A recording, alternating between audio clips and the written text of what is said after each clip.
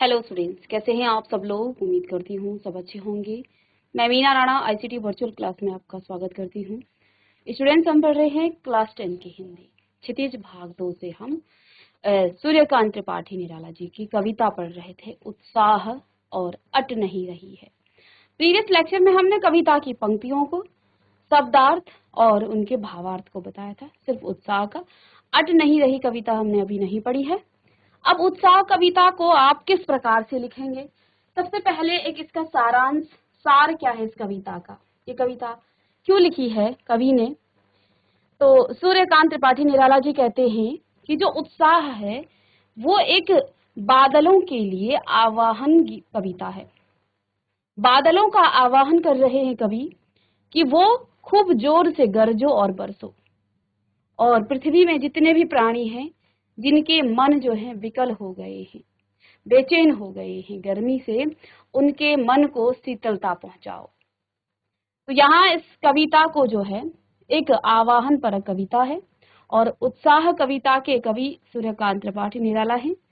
कवि ने बादल को उत्साह का प्रतीक मानते हैं। कवि कहते हैं बादल उत्साह का प्रतीक है, क्योंकि देखिए हमारा मन गर्मी से उदास हो जाता है, हम बेचैन होते हैं, लेकिन जैसे ही वो बादल गरजने लगते हैं, जोर जोर से जब बादल गरजते हैं, तो हमारे मन में उसी गर्मी में, उस भीषण गर्मी में अभी बारिश हुई भी नहीं होती थी, हुई होती है, और हमारा मन जो है उत्साहित हो जाता है इस उम्मीद और इस आशा में कि अब बारिश होने वाली है। इसलिए यहाँ कवि जो हैं उनको उत्साह का प्रतीक मानते हैं, क्योंकि जैसे ही बादल आसमान में छा जाते हैं, पूरे गगन में छा जाते हैं, वैसे ही हमारे मन में एक प्रकार से उत्साह भर जाता है। अब यहाँ इस कविता की सर्जना की है उन्होंने, एक उत्साह का प्रतीक माना है किसको? बादल को। कवि ने यह कविता युवा वर्ग को समर्पित किया है, क्योंकि युवा ही देश का भविष्य होता है। जिस प्रकार से बादल में पूरे मौसम को परिवर्तित कर देने की शक्ति होती है, उसी प्रकार से युवा वर्ग में देश की दशा और दिशा बदल देने की शक्ति विद्यमान होती है। तो जैसे आसमान में जब बादल छा जाते हैं तो पूरा मौसम परिवर्तित हो जाता है ना। उसी समय भीषण गर्मी होती है, लेकिन जैसे ही बादल क्या करता है, उस भीषण गर्मी को ठंडक में, शीतलता में परिवर्तित कर देता है। इसीलिए यहाँ पर उन्होंने इस कविता में उत्साह नाम भी रखा है, उत्साह, क्योंकि बादल जो हैं उत्साह का प्रतीक है। कहते हैं युवा वर्ग के लिए ये जो कविता है वो समर्पित की है कि जैसे बादल पूरे आसमान में छा करके, पूरे आसमान में को घेर करके क्या कर देते हैं, पूरे मौसम को ही परिवर्तित कर देते हैं, ये शक्ति होती है बादलों में। अन्यथा कोई भी ऐसा नहीं है प्रकृति में जो भीषण गर्मी में आपको छाया और शीतलता पहुंचाए, बादल ही ये काम कर सकते हैं। इसी प्रकार से यहाँ कवि कहता है कि देश की दशा और दिशा बदलने की जो शक्ति है वो युवा वर्ग में होती है, उसमें असीम शक्तियां विद्यमान होती हैं। और कवि कहता है कि हे युवा वर्ग, बादल के समान गर्जना करते हुए तुम समाज में क्रांति की लहर व्याप्त करा, जिससे पुरानी रूढ़ियां और जो परंपराएं हैं वो दूर हो जाएं। युवा वर्ग को कवि ने क्रांति और परिवर्तन का प्रतीक माना है। तो इस कवि का यहाँ पर इस कविता में कवि का भाव है युवा वर्ग के लिए, वो संदेश देते हैं युवा वर्ग के लिए कि जिस प्रकार से बादल मौसम को परिवर्तित कर देते हैं, जो शक्ति बादल में होती है वो एक युवा वर्ग में होती है, और युवा वर्ग में इतनी शक्ति होती है कि समाज में व्याप्त जो रूढ़ियां हैं, जो पुरानी रीतियां हैं, जिनको हम बुरी रीतियां, अच्छी भी रीतियां होती है ऐसा नहीं है, लेकिन जो रूढ़ियां हैं और जो परंपराएं हैं उनको दूर करके तुम समाज में क्रांति ला दो। समाज को जो है आपको सुधारने की शक्ति आप लोगों में है। तो इस कविता के भावार्थ संदर्भ को आप किस प्रकार से लिखेंगे? आइए कविता की पंक्तियों को पढ़ के। तो पहले आप लिखेंगे, बादल गरजो घेर घेर घोर गगन धाराधर ओ, ललित ललित काले घुंघराले, बाल कल्पना कैसे पाले। आगे कवि कहते हैं, विद्युत छवि उर में कवि नव जीवन वाले वज्र छिपा नूतन कविता, फिर भर दो बादल गरजो। तो चलिए प्रश्न लिखिएगा आप पहले बादल गरजो और आप बीच में डॉट डॉट करके लास्ट में लिखेंगे फिर भर दो बादल गरजो। ठीक है, इस प्रकार से आप कविता, जब भी आपको इस तरह से काव्यांश दिया जाता है तो आप पूरा काव्यांश ना लिख करके लिख सकते हैं बादल गरजो और डॉट डॉट करके फिर आप लास्ट में लिखेंगे फिर भर दो बादल गरजो और फिर आप लिखेंगे इस कविता का संदर्भ। तो लिखेंगे आपकी प्रस्तुत पद्यांश हिंदी की पाठ्य पुस्तक क्षितिज भाग 2 के उत्साह नामक कविता से लिया गया है, जिसके कवि हैं सूर्यकांत त्रिपाठी निराला। और प्रसंग में आप किसके बारे में यहाँ बात हो रही, जब भी आप किसी भी कविता किसी दोहे को लिखें तो प्रसंग में आप लिखेंगे कि बात किसके बारे में हो रही है। ठीक है, तो उत्साह का यहाँ पर हम प्रसंग लिखेंगे कि यहाँ कवि निराला ने बादलों को संबोधित किया है। बादल का आह्वान करते हुए कवि ने कहा है कि, और आगे आप डैश करके फिर इसकी व्याख्या लिखेंगे और अंत में इसका भावार्थ भी लिखेंगे, भाव क्या है कवि का इस कविता में। तो जल्दी से इस तरह से आप सभी कविता की पंक्तियों में आप इसी तरह से संदर्भ और प्रसंग लिखेंगे। चलिए अब कविता की व्याख्या आप करेंगे। तो आइए भावार्थ और व्याख्या को एक साथ लिख दिया गया है। उत्साह कविता में कवि कहता है कि हे बादलों तुम गरजना करते हुए आओ, बादल गरजो। तुम उमड़ घुमड़ कर ऊंची आवाज करते हुए घोर घोर धारा घेर गगन, घेर घेर घोर गगन। कहते हैं घेर घेर घोर गगन धाराधर हो।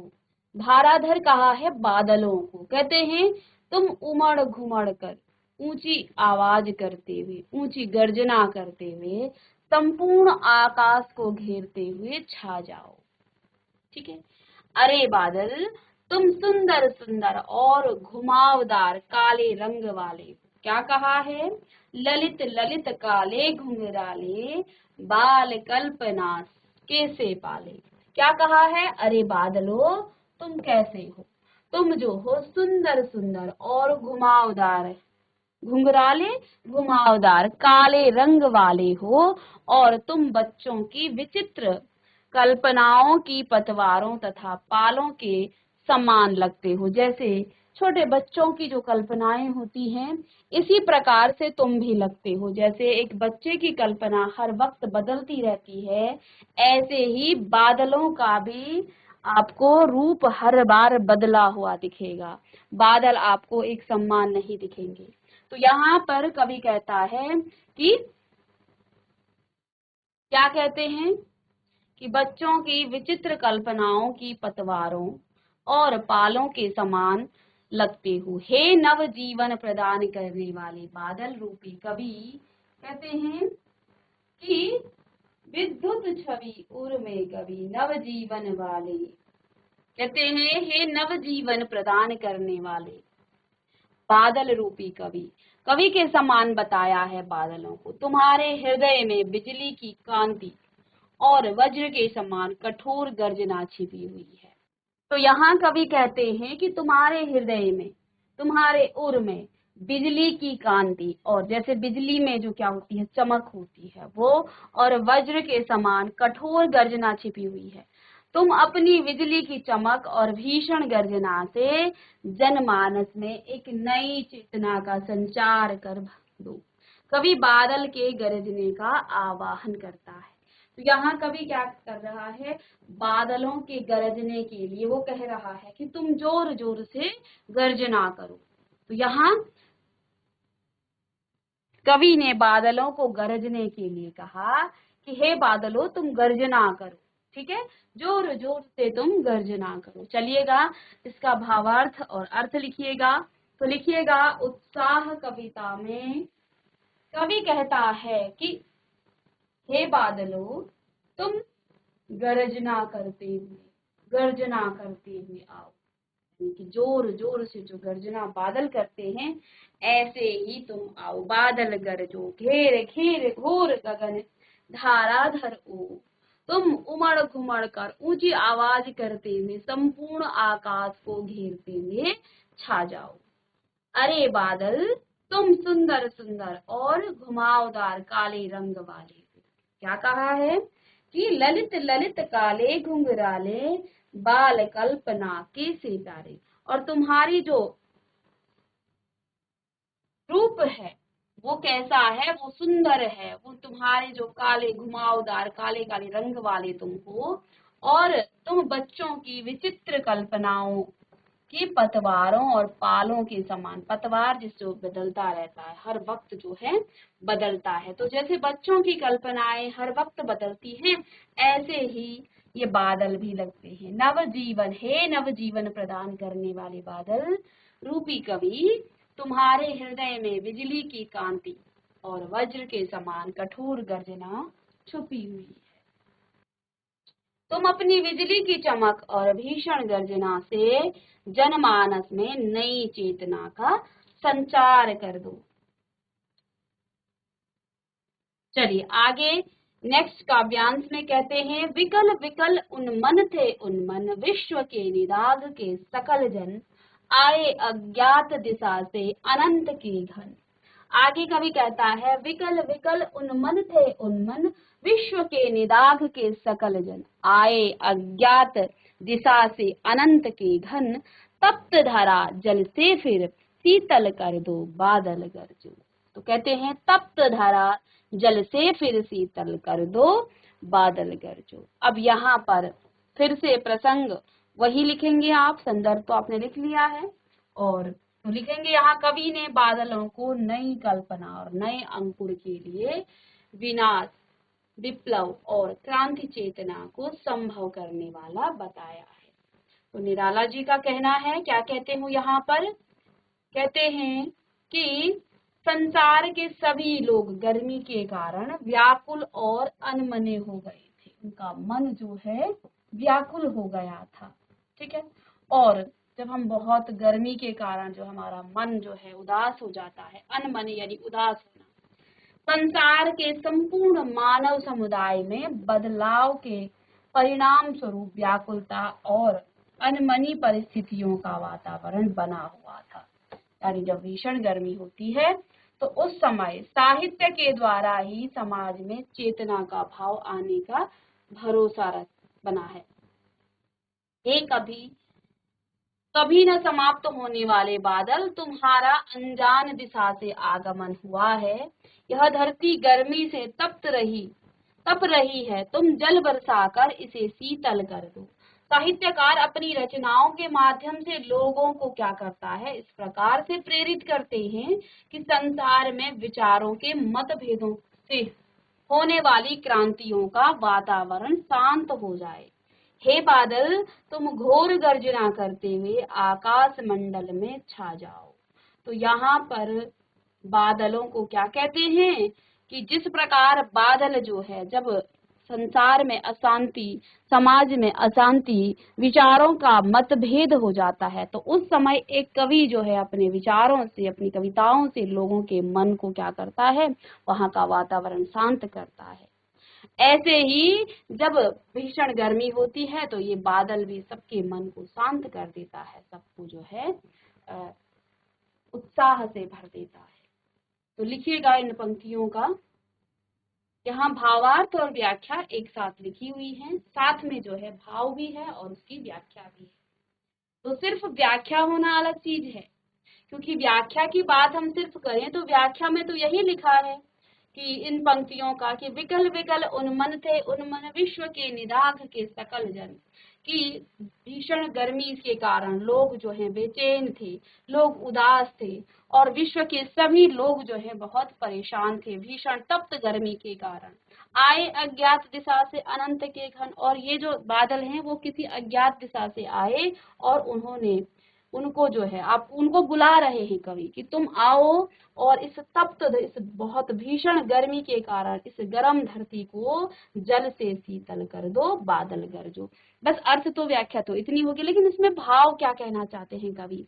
कवि ने कहा ना कि जिस प्रकार से जो है बादलों को कवि का रूप दिया है कि कवि के समान है ये, जैसे कवि अपनी कविताओं से लोगों के मन को उत्साहित कर देता है, लोगों को जो है नई नई जो है विचारधाराओं से वो क्या करता है, उसका जो है परिचित कराता है, ऐसे ही यहाँ पर बादलों को भी कहा है। तो भाव इसके साथ में लिखा हुआ है। उत्साह कविता में कवि कहता है कि संसार के सभी लोग गर्मी के कारण व्याकुल और अनमने, उनका मन उदास हो रहे थे। संसार के संपूर्ण मानव समुदाय में बदलाव के परिणाम स्वरूप व्याकुलता और अनमनी परिस्थितियों का वातावरण बना हुआ है। तो ये भाव है, ठीक है। और आगे कहते हैं, इस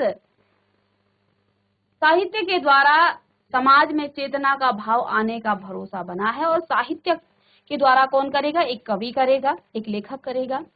हे कभी न समाप्त होने वाले बादल, तुम्हारा अनजान दिशा से आगमन हुआ। इस धरती, यह धरती गर्मी से तप रही थी और तुम जल बरसाकर इसे शीतल कर दो। साहित्यकार अपनी रचनाओं के माध्यम से लोगों को इस प्रकार से प्रेरित करें कि संसार में विचारों के मतभेदों से होने वाली जो क्रांति होती है उसका वातावरण शांत हो जाए। हे बादल, तुम घोर गर्जना करते हुए आकाश मंडल में छा जाओ। तो साथ में इसका भावार्थ भी है। अब ये जो है आपके अट नहीं रही ये कविता, इसको आप आज समझेंगे। तो ये जो कविता है इसमें दो कविताएं लिखी हैं कवि ने। सबसे पहले उत्साह है जिसमें वो बादलों का आवाहन कर रहे हैं, और फिर फाल्गुन महीने की जो सुंदरता है, जो सौंदर्य है, उसका यहाँ पर उन्होंने चित्रण किया है, उसको हमारे सामने प्रस्तुत किया है इस कविता के माध्यम से। अट नहीं रही कविता के कवि सूर्यकांत त्रिपाठी निराला है। इस कविता में कवि ने फाल्गुन महीने के सौंदर्य का बड़ा ही मनोहारी चित्रण किया है। फाल्गुन महीने में प्राकृतिक सौंदर्य जड़ चेतन में समाहित हो जाता है। कवि कहता है कि फाल्गुन महीने में प्राकृतिक सौंदर्य इतना ज्यादा फैल जाता है कि वह सृष्टि में नहीं अट रही है। इसलिए कवि ने इस कविता का शीर्षक ही अट नहीं रही है रख दिया है। अब देखिए कविता क्या है। कवि कहते हैं, अट नहीं रही है आभा फागुन की, तन चट नहीं रही है। कहीं सांस लेते हो, घर घर भर देते हो, उड़ने को नभ में तुम पर कर देते हो, पर कर देते हो। आंख हटाता हूं तो हट नहीं रही है। पत्तों से लदी डाल कहीं हरी कहीं लाल, पत्तों से लदी डाल कहीं हरी कहीं लाल, कहीं पड़ी है उर में, कहीं पड़ी है उर में, मंद गंध पुष्प माल, मंद गंध पुष्प माल, पाट पाट शोभा श्री पट नहीं रही है। पाट पाट शोभा श्री पट नहीं रही। अब इसमें भी आप यही लिखेंगे संदर्भ में कि ये जो है आपकी क्षितिज भाग 2 से अट नहीं रही नामक कविता से लिया गया है, जिसके कवि हैं सूर्यकांत त्रिपाठी निराला जी। अब इसका प्रसंग लिखेंगे कि यहाँ पर कवि ने फाल्गुन की मादकता को प्रकट किया है कि फाल्गुन महीने का की जो सौंदर्य है वो सर्वव्यापक है। सभी जगह जो है प्रकृति का जो सौंदर्य है वो चरम पर उस समय रहता है। तो उसी का यहाँ पर उन्होंने सजीव चित्रण किया है। तो आगे कवि कहता है, अट नहीं रही है कविता में। कवि कहता है कि फागुन के महीने की कांति कहीं भी समा नहीं रही है। फागुन में प्राकृतिक उपमानों का सौंदर्य इतना अनुपम और मनोहारी हो गया है कि वह पूरी तरह से शरीर के अंदर नहीं समा पा रही है। सर्वत्र सुंदर एवं हृदयग्राही नजारे बिखरे हुए हैं, वे सभी एक साथ मन में नहीं बसाए जा सकते हैं। देखिएगा, अट नहीं रही कविता में। कवि कहता है फागुन के महीने की कांति कहीं भी समा नहीं रही है। फागुन में प्राकृतिक उपमानों का सौंदर्य, फागुन में प्राकृतिक उपमानों का सौंदर्य इतना अनुपम और मनोहारी हो गया है, इतना अनुपम और मनोहारी हो गया है कि वह पूरे तरह शरीर के अंदर नहीं समा रही। सर्वत्र सुंदर एवं हृदयग्राही नजारे बिखरे हुए हैं, वे सभी एक साथ मन में नहीं समाये बसाए जा सकते। यानी कि प्रकृति में इतनी सुंदरता है कि हम उसे अपने मन में समा ही नहीं पा रहे। अब होता क्या है, जब आप किसी एक चीज को देखते हो कि वहां जो है एक चीज बहुत सुंदर है, तो वो आपके मन में जो है बस जाती है। लेकिन अब प्रकृति के चारों तरफ आप कहीं जाते होंगे तो आपको वहां सब चीज बहुत सुंदर दिखता है। तो इतना सौंदर्य होता है कि किसी एक चीज पर आप फोकस नहीं कर पाते हैं कि अरे वाह ये तो बहुत सुंदर है। अब बहुत सारी चीजों में एक चीज सुंदर हो तो उस पर आपका मन आ जाए, आपके मन में वो समा जाए, ठीक है, आपके मन में वो बस जाए।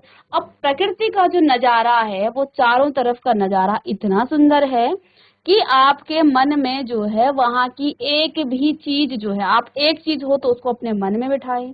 तो यहाँ पर कवि कहता है कि प्रकृति में चारों तरफ इतनी सुंदरता है कि कोई भी चीज ऐसा नहीं है जो मन में समा ही नहीं रही है। क्योंकि एक चीज हो तो आप उस पर फोकस करें, हर चीज तो सौंदर्य है। जितने भी आप चारों तरफ पेड़ पौधे और मौसम भी इस समय का बहुत अच्छा होता है, जैसे कि आजकल भी ये फागुन का महीना ही चल रहा है, तो चारों तरफ अब नए नए जो है पत्तियां आती हैं, नए नए जो है बोर आती हैं आमों में। तो इस समय जो है बहुत सुंदर नजारा होता है प्रकृति का। इसलिए यहाँ पर कवि ने कहा है कि ये अट नहीं रही है, ये हमारे मन में समा नहीं रही है। ठीक है। फागुन को संबोधित करते हुए कवि कहते हैं कि हे फागुन, जहाँ कहीं भी सांसें ली जाती हैं वहीं से सुगंध आती है। यानी कि इस समय चारों तरफ फूलों का ही वातावरण होता है, जहाँ देखो फूल खिले होते हैं और उनसे सुगंध आती है। फागुन के ने सुगंध से परिपूर्ण आकाश में उड़ने के लिए सभी को पंख लगा दिए हैं। इस महीने ने जो है ऐसा लगता है कि हम आकाश में उड़कर पंख लगाकर उड़ने लग जाए। फागुन के महीने में सभी प्राणियों पर मस्ती का वातावरण छा जाता है और प्रसन्नता के कारण स्वयं को हल्का अनुभव करते हैं। चारों तरफ इतना अधिक सौंदर्य फैल जाता है, यदि कहते हैं मैं उससे अपनी आंखों को हटाना चाहता हूँ तो भी मैं इतना विवश हूँ कि चाहते हुए भी अपनी आंखें हट नहीं रही हैं, मैं हटा नहीं पा रहा हूँ। कवि कहता है कि मैं इस सौंदर्य से यदि अपनी आंखों को हटाना भी चाहूँ तो भी मेरी आंखें नहीं हट रही हैं। ठीक है। और ये जो प्राकृतिक सौंदर्य है वो मेरे अंदर जो है समा नहीं रही है, हट नहीं रही। ठीक है। अट नहीं रही है कविता में कवि कहता है कि फागुन के महीने में चारों तरफ हरियाली छाई हुई है, पेड़ों की डालियां हरे और किसलई रंग लाल रंग की पत्तियों से आच्छादित है। कहीं पेड़ पौधों की छाती पर मंद सुगंध से महकते फूलों की मालाएं सुशोभित हो रही हैं। पेड़ पौधे खिले हुए सुगंधित फूलों से लद जाते हैं। प्रकृति का एक एक अंग जो है सौंदर्य से परिपूर्ण है और वह सुंदरता इतनी अधिक है कि उन जगहों पर समा नहीं रही है। तो इस प्रकार से आप इस कविता के भावार्थ को भी लिखेंगे। चलिए अब इस कविता के हम प्रश्नोत्तर करेंगे। तो आइए, उत्साह कविता के पहले प्रश्न उत्तर होंगे और उसके बाद हम अट नहीं रही है। तो देखिए, कवि बादलों से फुहार रिमझिम या बरसने के स्थान पर गरजने के लिए कहता है, क्यों? अब इस कविता में देखिए, कवि ने ये नहीं कहा है कि हे बादलों आप जो है ऐसी बरसात करो जिससे पूरी धरती जो है शीतल हो जाए, रिमझिम बारिश करो, ऐसा कुछ नहीं कहा है कवि ने। यहाँ आवाहन किया है कवि को गरजने के लिए। ऐसा कवि ने क्यों कहा है, पहला प्रश्न ये है। तो लिखिएगा प्रश्न, कभी बादलों से फुहार रिमझिम या बरसने के स्थान पर, अब वैसे तो गर्मी हो रही है तो कवि को बरसने के लिए कहना चाहिए, लेकिन कवि ने क्या कहा है, हे बादलों तुम गरजो। तो गरजने के लिए ही कवि ने क्यों कहा है, उन्हें जो है ये कहना चाहिए था कि हे बादलों तुम बरसो, तुम रिमझिम बारिश करो, फुहार करो। तो ऐसा कुछ भी कवि ने नहीं कहा है। पहले कहा है कि पहले तुम गरजो और फिर बारिश करो। तो यहाँ पर कभी बादल से फुहार रिमझिम या बरसने के स्थान पर गरजने के लिए इसलिए कहता है क्योंकि कवि को बादल क्रांति दूत के रूप में नजर आते हैं। जब कोई क्रांति होती है ना तो पहले दूत भेजा जाता है ना, तो दूत के समान लगता है। और समाज में क्रांति लाने के लिए विनम्रता की नहीं, उग्रता की आवश्यकता है। बादल की उग्रता उसके गर्जन में छिपी हुई है, जिससे लोग सजग हो जाते हैं। तो यहाँ पर कवि ने जो है विनम्र ना बनने के लिए, क्योंकि क्रांति जब आपको लानी होती है तो उस समय आपको विनम्रता नहीं दिखानी पड़ती है, क्योंकि आप विनम्र हो गए तो क्रांति कहाँ की रह गई। इसलिए जब भी क्रांति, समाज में क्रांति होती है, उसके लिए आपको उग्र स्वभाव वाले चाहिए, है ना। तो जब हमारे देश के लिए भी बहुत सारे जो हमारे स्वतंत्रता सेनानी हैं, तो दो दल में बट गए थे, उग्र दल और नरम और गरम दल वाले। तो जो नरम दल वाले थे, जिसका नेतृत्व गांधी जी करते थे, तो वो विनम्रता से हर काम को करना चाहते थे। वो चाहते थे कि हम जो है हिंसा ना करें, ठीक है। लेकिन जो गरम दल के लोग थे वो चाहते थे कि इनको ईंट का जवाब पत्थर से दिया जाए। तो ऐसे ही यहाँ पर कवि ने क्या कहा है कि जब क्रांति लानी हो तो उस समय आपको विनम्रता की नहीं, उस समय आपको उग्रता की आवश्यकता होती है, ठीक है। उग्रता के बिना जो है क्रांति नहीं लाई जा सकती है। तो देखिए, दोनों का, हमारे देश को स्वतंत्र करने में दोनों दलों का ही बराबर अपना हिस्सेदारी रही, क्योंकि एक तरफ से यदि क्रांति ना लाते तो शायद ही अंग्रेजों का मन जो है 50% ही उनका मन यहाँ से वो सोचते कि शायद इनको हम ऐसे ही और बेवकूफ बना लेंगे, ठीक है। लेकिन गांधी जी के विचार एक उच्च मानव के विचार थे। वो चाहते थे कि किसी भी मानव के साथ हिंसा न की जाए, सभी के साथ समान व्यवहार किया जाए। लेकिन उग्र दल के लोगों ने जो है क्रांति लाए और उन्होंने समाज में ने सबको जागृत किया कि तुम जागो और अपने देश के प्रति जो है तुम अपने कर्तव्य को निभाओ, अपने देश के लिए जो है तुम खड़े हो, और क्रांति की आवश्यकता है तो हमें जो है इस समय इनसे लड़ना है। तो यहाँ इसी प्रकार इस कविता में भी कवि कहते हैं कि बादल, जब समाज में क्रांति की आवश्यकता होती है तब जो है उस समय विनम्रता की आवश्यकता नहीं चाहिए, क्योंकि अगर आप विनम्र बन गए तो फिर क्रांति खुद ही खत्म हो जाएगी।